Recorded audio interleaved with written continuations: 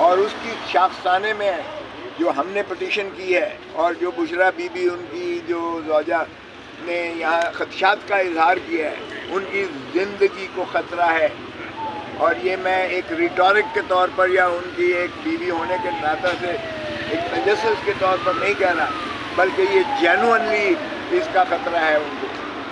یہ بدقسمتی سے 1952 سے ہم نے لیاقت علی خان کو شہید ہوتے دیکھا ہے، بابا شہید ذوالفقار علی بھٹو کو شہید ہوتے دیکھا ہے، بے نظیر بھٹو کو شہید ہوتے دیکھا ہے.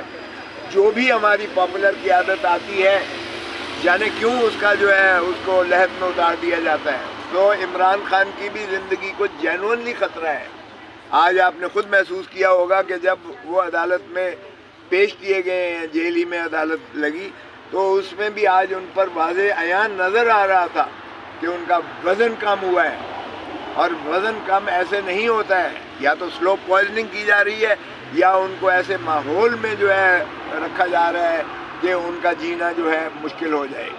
تو ہم نے خدشات کا جو اظہار کیا ہے اور چیف جسٹس صاحب سے ہم نے التماس کی ہے، اور انہوں نے جو ہے سارے ایجنسیز کو، جس میں انٹیریئر سیکٹری ہے، جس میں ڈیفنس سیکٹری ہے، جس میں انسپیکٹر جنرل پریزن وغیرہ ہیں، ان ساروں سے رپورٹیں مانگی ہیں. اور ہم نے اسی لیے ان کو ریکویسٹ کی ہے کہ خدا را ان سے ایشورنس لیجئے گا کہ ان کی جان کو جو ہے جو تحفظ پورا دیا جائے گا. کیونکہ آئین ہو، قانون ہو، زندگی ہر چیز پر سبقت لیتی ہے. اور زندگی صرف سانس لینے کا نام نہیں ہے، زندگی وہ سہولیات دینے کا نام بھی ہے جس میں عزت اور وقار، عزت اور ناموس بھی جو ہے اس کا تحفظ بھی کیا جائے. جو شخص کو نماز پڑھنے نہیں ماحول دیا جا رہا، جس کی وہ پاکیزگی اس کے کمرے کی جو ہے چھوٹا سا کمرہ ہے اس میں نہیں میسر کی جا رہی، آپ اندازہ کیجئے گا ٹانگیں سیدھی نہیں کر سکتے ہیں. باہر جو ہے جو بھی سیکیورٹی پر کھڑے ہیں، وہ ان کی ایک ہی ڈیوٹی ہے کہ ان کو سونے نہیں دینا ہے. اور اس طرح کا ماحول کریٹ کیا جائے کہ وہ پریشان ہو جائے، تو یہ جو ہے انسانی حقوق کے بھی متصادم اور ماورا ہے. تو اس لیے، اور پھر اسی طرح کھانا جو ہے ان کو جس انداز سے کھانا میسر کیا جاتا ہے، اس میں کوئی گارنٹی، کوئی ایشورنس نہیں ہے کہ وہ کھانے کی جو ہے وہ پیورٹی جو ہے وہ اس میں کوئی ملحوظ کی جاتی ہے یا اس میں سلو پوائزننگ کا ایلیمنٹ نہ ہو. تو یہاں کہا گیا کہ جی آپ نے اتنا بڑا الزام لگا دیا. یہ الزام نہیں ہے، یہ حقائق ہیں. کیونکہ خوف ہے تو عمران خان کا ہے، خوف ہے تو بلے کا ہے. اسی لیے آج تک اعلان الیکشن کا نہیں کیا جا رہا. اس کے باوجود کہ آئین کی منتہا بڑی کلیئر ہے، واضح ہے کہ 90 دن کے اندر الیکشن ہوگا. آج تک الیکشن کمیشن نے نہیں کیا ہے.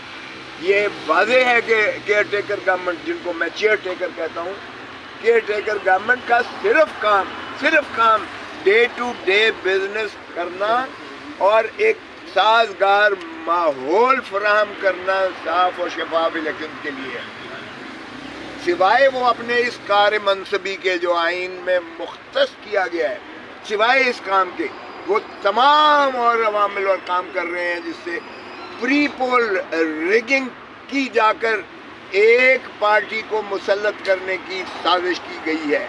اور اسی لیے کابینہ میں 5 وزیر جو سابقہ حکومت کے یا وہ جو سپریمو بیٹھے ہیں لندن میں، ان کے بھی پرنسپل سیکرٹری فواد احمد فواد ہو گئے، یا احد چیمہ صاحب ہو گئے، یا عسکری صاحب ہو گئے، ڈاکٹر صاحب، یہ 5 جو مین ان کے خاص بندے تھے وہی آج کابینہ میں موجود ہیں.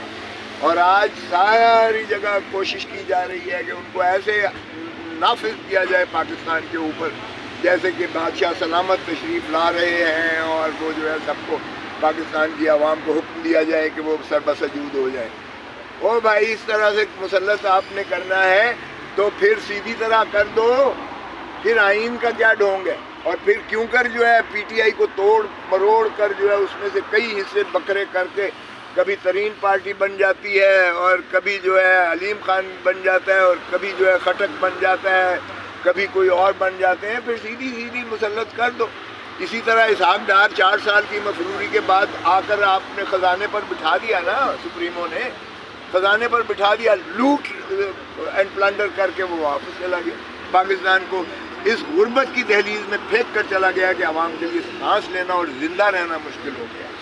اور جو مہنگائی عالمان اس نے پیٹرول کی ہے، ڈیزل کی کی ہے, گیسز کی ہے, بجلی کے بلوں